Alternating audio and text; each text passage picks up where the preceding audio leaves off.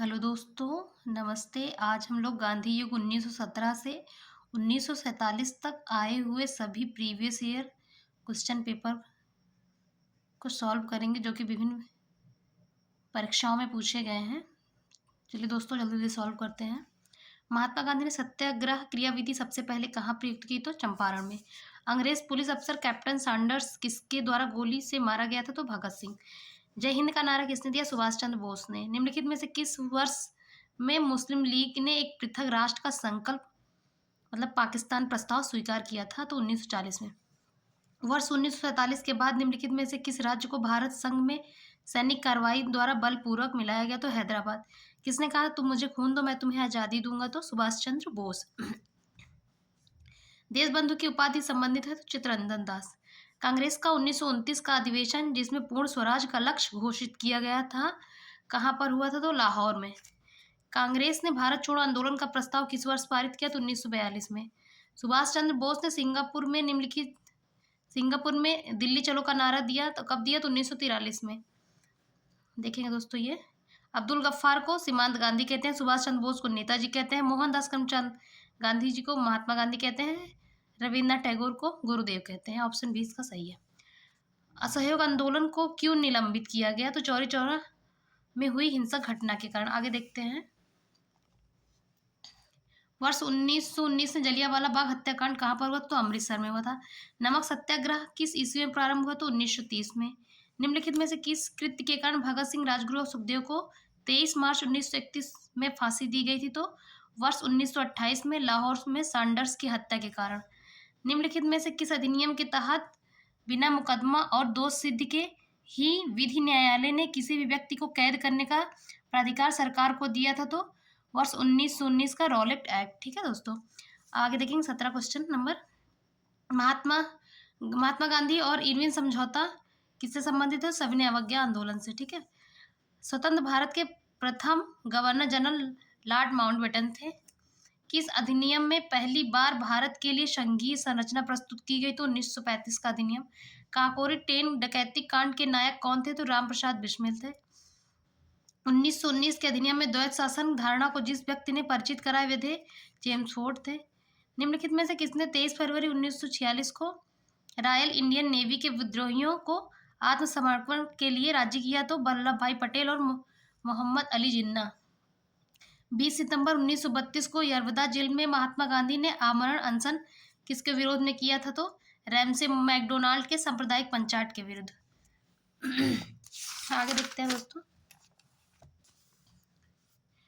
1939 में पहली बार महात्मा गांधी ने देसी राज्य में निम्नलिखित जन संघर्ष चलाने की विशेष तकनीक को अपनाया। उन्होंने अपने ही निकट सहयोगी को सत्याग्रह करने की इजाजत दी।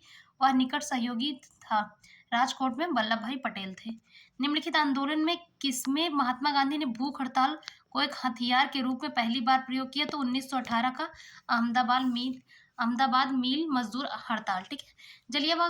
जलियांवाला बाग गोली चलाने का आदेश दिया था? तो REH डायर ने दिया था। महात्मा गांधी को सर्वप्रथम राष्ट्रपिता सुभाष चंद्र बोस ने कहा। क्रिप्स मिशन के असफल होने का सबसे महत्वपूर्ण कारण कौन सा था? तो क्रिप्स का ग्रहण करने या छोड़ देने वाला दृष्टिकोण।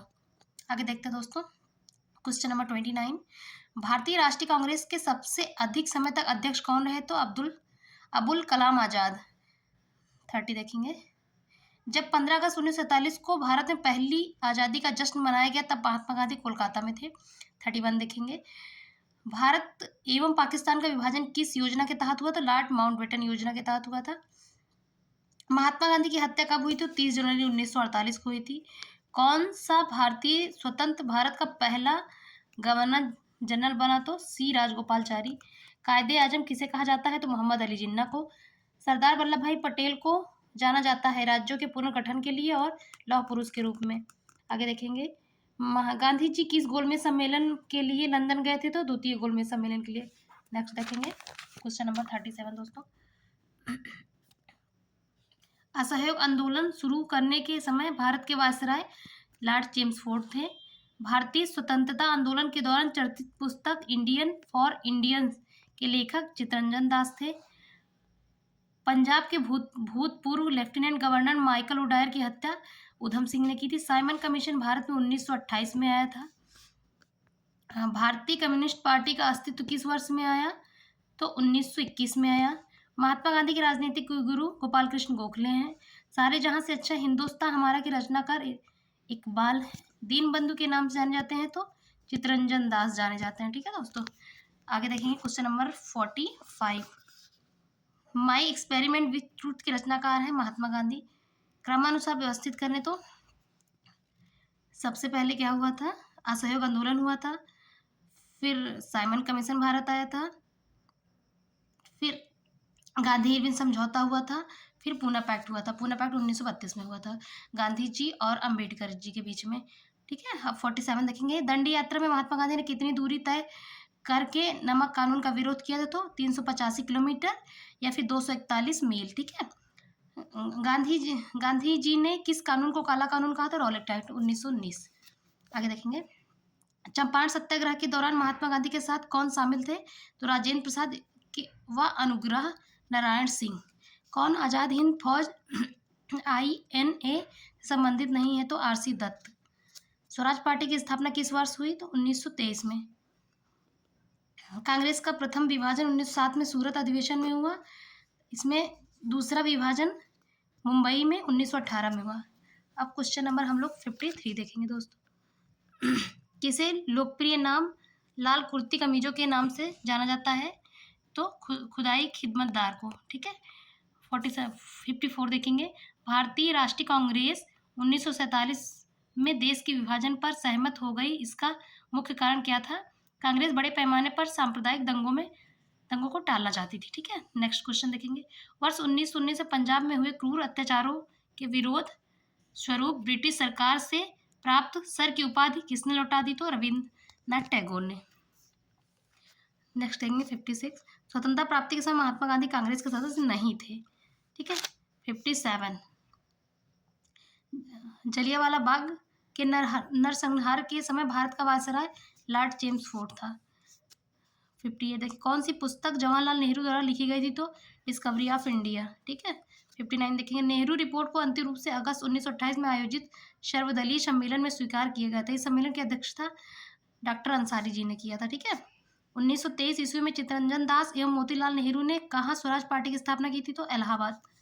देखिए दोस्तों, सभी क्वेश्चन प्रीवियस ईयर में पूछे गए हैं। ठीक है, अब देखेंगे 61 देखेंगे। ब्रिटिश सरकार ने पहली बार यह घोषणा की कि उनकी मंशा भारत में धीरे धीरे एक उत्तरदायी सरकार बनाने की है द्वारा अगस्त 1917 में घोषणा की गई। ठीक है, चौरी चौरा नामक प्रसिद्ध स्थल गोरखपुर में है। किसने कहा? मध्य रात्रि के टकोर पर जब संसार सोता है भारत अपने जीवन और स्वतंत्रता के लिए जाग उठेगा। Pandit Jawaharlal Nehru. Who lives if India dies किसकी उक्ति है? तो जवाहरलाल नेहरू जी की। ठीक है, 65 देखेंगे। भारत में जब कृष्ण मिशन आया उस समय भारत का वायसराय लॉर्ड लिनलिथगो थे। ठीक है, अब क्वेश्चन नंबर 66 देखेंगे। गांधी जी भारतीय राष्ट्रीय कांग्रेस के अध्यक्ष कितनी बार बने? तो सिर्फ एक बार। 40वां अधिवेशन हुआ था उसका 1924 में। ठीक है, इंकलाब जिंदाबाद का नारा किसने दिया? तो भगत सिंह ने दिया था। निम्नलिखित में से कौन भारत छोड़ो आंदोलन में शामिल नहीं था? तो BR अम्बेडकर। भारत की आज़ादी के समय कांग्रेस के अध्यक्ष कौन थे? तो JB कृपलानी थे। ठीक है, भारत एवं पाकिस्तान के बीच सीमांकन किसने किया? सर सिरिल रेडक्लिफ ने।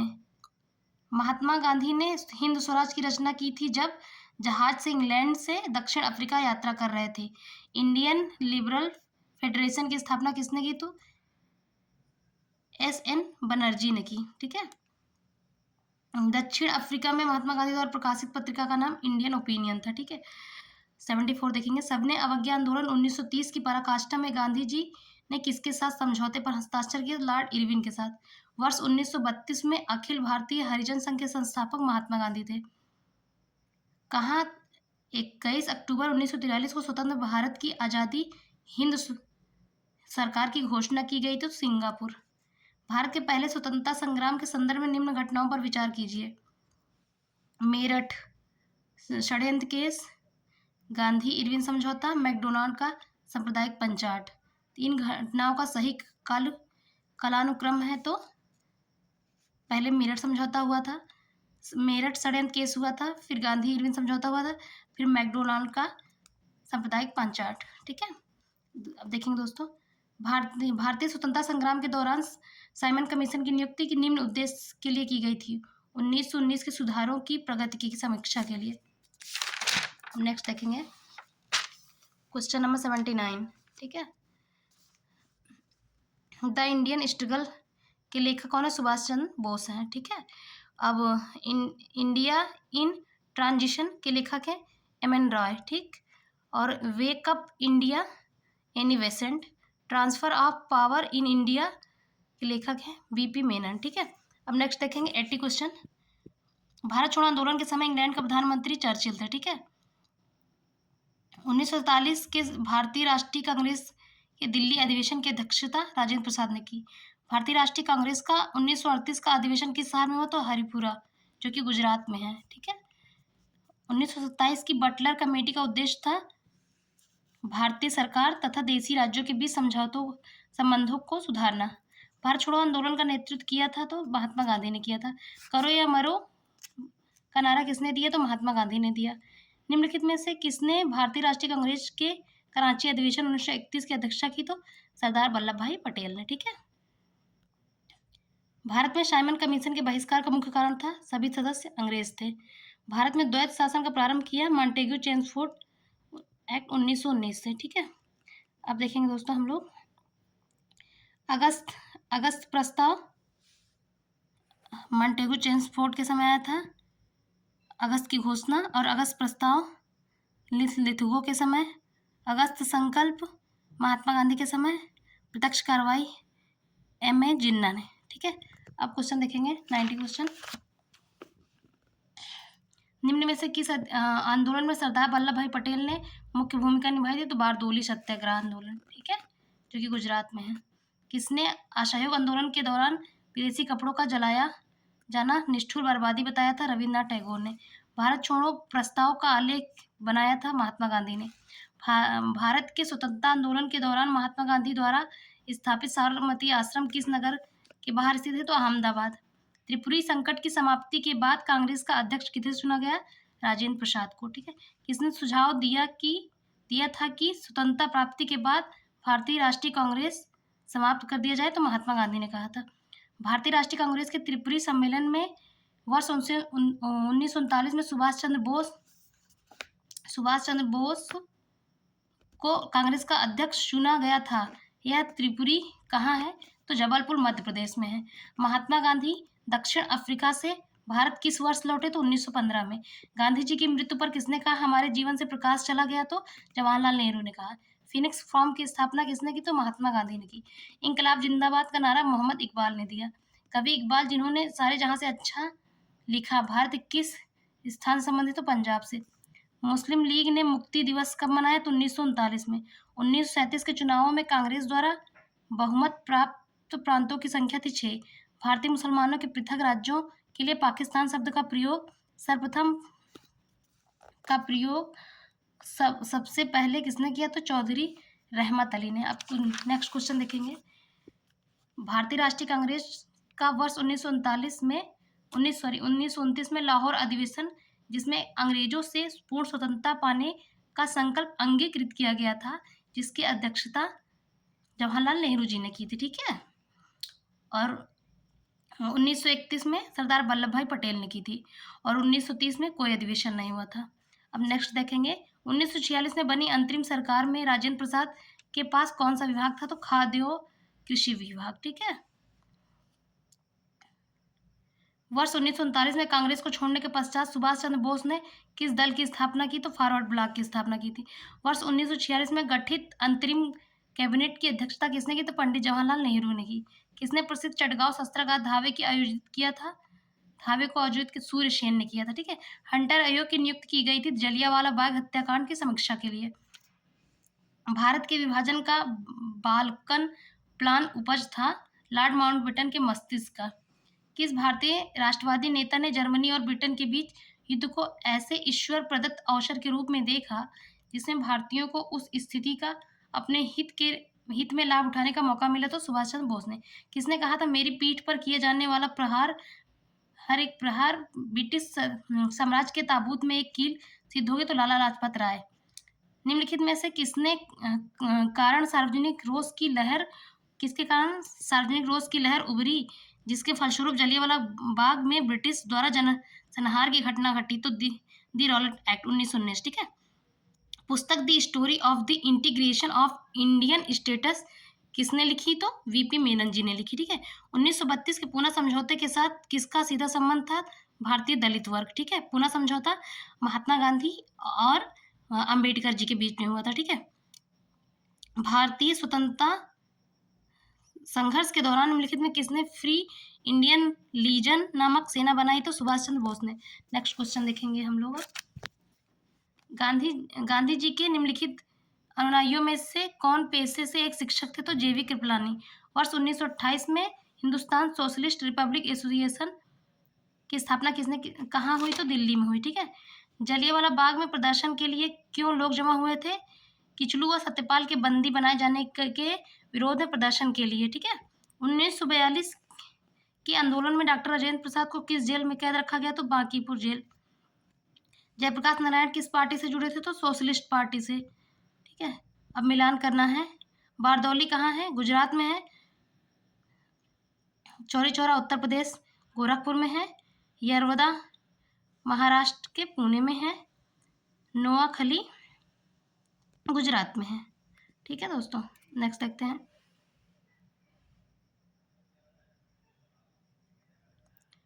एक 124 देखते हैं। भारत छोड़ो आंदोलन कब प्रारंभ हुआ? तो 9 अगस्त 1942 को। वर्ष 1946 में आज़ाद हिंद फौज के लाल किले में दिल्ली के मुकदमे की पैरवी निम्नलिखित में से किसने नहीं की थी? सरदार वल्लभ भाई पटेल। वह व्यक्ति जिसने 4 अप्रैल 1919 को दिल्ली की जामा मस्जिद के प्रवचन मंच से हिंदू मुस्लिम एकता पर भाषण दिया? तो स्वामी श्रद्धानंद ने। ब्रिटिश सरकार ने महात्मा गांधी को जो उपाधि दी थी और जिसे उन्होंने असहयोग आंदोलन में वापस कर दिया वह थी केसरी हिंद की उपाधि। निम्नलिखित में किस पार्टी ने भारत छोड़ो आंदोलन का समर्थन नहीं किया? तो हिंदू महासभा ने, यूनियनिस्ट पार्टी ऑफ पंजाब ने, कम्युनिस्ट पार्टी ऑफ इंडिया ने, इन सभी ने। निम्नलिखित को काल क्रमानुसार व्यवस्थित कीजिए और सही उत्तर का चयन कीजिए। सबसे पहले खिलाफत आंदोलन हुआ था, फिर असहयोग आंदोलन हुआ, शवने अवज्ञा आंदोलन हुआ, फिर भारत छोड़ो आंदोलन हुआ। नेक्स्ट क्वेश्चन देखते हैं दोस्तों हम लोग। 1928 में लाहौर में लाला लाजपत राय के नेतृत्व में साइमन कमीशन का विरोध आयोजित किया गया था। साइमन कमीशन में एक भी भारतीय सत्य नहीं था। ये दोनों सत्य है। ठीक है। व्यक्तिगत सत्याग्रह में विनोबा भावे को प्रथम सत्याग्रही चुना गया था। दूसरा पंडित जवाहरलाल नेहरू थे। निम्न आंदोलनों में से किस एक के साथ अरुणा असफ अली का संबंध भूमिगत कार्यकलापों के महिला संगठनकर्ता के रूप में था? भारत छोड़ो आंदोलन के समय। ठीक है। निम्नलिखित में से कौन सा कथन पूना पैक्ट 1932 के संदर्भ में सही नहीं है? सरकारी नौकरियों में दलितों को समुचित प्रतिनिधित्व। भारतीय स्वतंत्रता संग्राम के संदर्भ में कांग्रेस का हरिपुर अधिवेशन 1938 एक मील का पत्थर था क्योंकि इसमें योजना आयोग की अवधारणा को प्रस्तुत किया गया था। ठीक है। जिसके अध्यक्ष पंडित जवाहरलाल नेहरू थे। महात्मा गांधी ने हिंद स्वराज में रेलवे की आलोचना की क्योंकि रेलवे है प्लेग जीवाणु महामारी का वाहक, बार बार पड़ने वाले अकालों का साधन, समाज में वर्ग भेद बढ़ाने के लिए उत्तरदायी। ये तीनों। ठीक है। आगे देखते हैं दोस्तों। अब ये क्वेश्चन आप लोग देख लीजिएगा जिसका आंसर डी है। और रॉलेट एक्ट पारित किया गया था राष्ट्रवादी और क्रांतिकारी क्रियाकलापों में कमी लाने के लिए। ठीक है। सरदार वल्लभ भाई पटेल के नेतृत्व में शुरू हुए बारदौली सत्याग्रह का मुख्य मांग निम्नलिखित में से कौन सी थी? तो नई बढ़ी हुई लगान पर दर की वापसी। असहयोग आंदोलन के विषय में निम्नलिखित कथनों में विचार कीजिए। यह आंदोलन इससे पहले हुए किसी भी अन्य राजनीतिक आंदोलन की अपेक्षा काफ़ी बड़ी प्रबलता का था। यह आंदोलन हिंदू मुस्लिम एकता को प्रोत्साहित करने में सहायक हुआ। ठीक है। आप लोग क्वेश्चन देख लीजिए, आंसर टिक हुआ है। भारत के लिए एक डोमिनियन स्टेट कम्युनिस्ट यूशन के प्रारूपण का प्रथम प्रयास किसी प्रक्रिया में किया गया? तो मॉन्टेगू चेम्सफोर्ड सुधार। निम्न में से कौन सा गोलमेज सम्मेलन 1932 में तो तीसरा। गांधी जी ने दांडी समुद्र तट पर नमक कानून का उल्लंघन किया तो 6 अप्रैल 1930 को, ठीक है। 12 मार्च को जले थे वहां से। इंडिया डिवाइडेड पुस्तक के लेखक राजेंद्र प्रसाद हैं। निम्नलिखित में से किसने सभी तीनों गोलमेज सम्मेलन में, तो बी आर अम्बेडकर ने भाग लिया था। गांधी जी ने केवल द्वितीय गोलमेज सम्मेलन में भाग लिया था। मैं एक समाजवादी और गणतंत्रवादी हूँ और मुझे राजाओं राजकुमारों में विश्वास नहीं है। यह वक्तव्य संबंधित है पंडित जवाहरलाल नेहरू से। गांधी जी दक्षिण अफ्रीका में कितने वर्ष रहे थे, तो 21 वर्ष। भारतीय राष्ट्रीय कांग्रेस के 1924 के अधिवेशन में महात्मा गांधी द्वारा मात्र एक बार अध्यक्षता की गई अधिवेशन बेलग्राम में है, ठीक है। ये क्वेश्चन आप लोग देख लीजिए, आंसर टिक हुआ है दोस्तों। नेक्स्ट क्वेश्चन भी देख लीजिए। वे 52 देखते हैं, 152। वे राष्ट्रीय नेता कौन थे जो 1950 में सेंट्रल लेजिस्लेटिव असेंबली के अध्यक्ष निर्वाचित हुए थे, विट्ठल भाई पटेल। ये भी क्वेश्चन देख लीजिए आप लोग, ये भी क्वेश्चन देख लीजिए, सबका आंसर टिक हुआ है दोस्तों। नेक्स्ट देखिए।